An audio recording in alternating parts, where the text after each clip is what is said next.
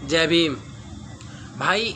अभिषेक भाई जाटव की अगर बात अच्छी लगे ना तो इसे ज़्यादा से ज़्यादा शेयर करना। जय भीम।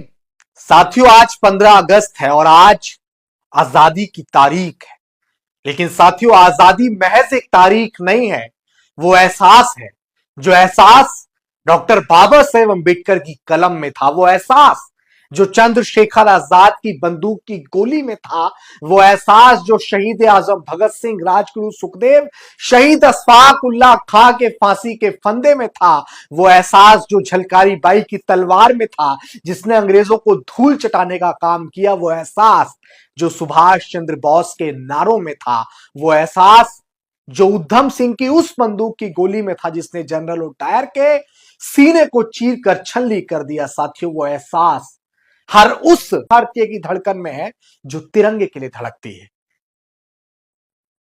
देश की आजादी की आप सभी को बहुत बहुत बधाई। लेकिन साथियों, क्या देश के लोग आजाद हैं? ये कैसी आजादी है जहां आज भी जाति पूछकर न्याय किया जाता हो? ये कैसी आजादी है जहां देश का किसान अपनी ही जमीन के कर्ज में डूबा हो? ये कैसी आजादी है जहां देश का 90% से ज्यादा धन मात्र देश के 10% लोगों पर है? ये कैसी आजादी है जहां सरकार की मनमानी के विरुद्ध आवाज उठाना सरकार की नजर में सबसे बड़ा गुनाह माना जाता हो? ये कैसी आजादी है जहां बेरोजगार युवा अपने हक के लिए आंदोलन नहीं कर सकते हैं, अगर आंदोलन करते हैं तो लाठियां पड़ती हैं? जहां शिक्षक पेपर लीक जैसे मसले पर आंदोलन नहीं कर सकते, अगर करते हैं तो लाठियां पड़ती हैं? जहां आप सरकार की किसी नीति के खिलाफ आवाज उठाएंगे तो आपको जेल में डाला जाएगा? ये कैसी आजादी है? अगर आप सबको ये आजादी लगती है, ये आजादी आप सबको बहुत बहुत मुबारक हो। लेकिन आप सबको विचार करना पड़ेगा कि हम किसी भी जाति, किसी भी धर्म, किसी भी पंथ, किसी भी लिंग, किसी भी समुदाय या अलग अलग भाषा और राज्य के हो सकते हैं, लेकिन हम सब अलग अलग भारतीय नहीं हैं, बल्कि हम सबसे मिलकर एक मजबूत भारत बनता है।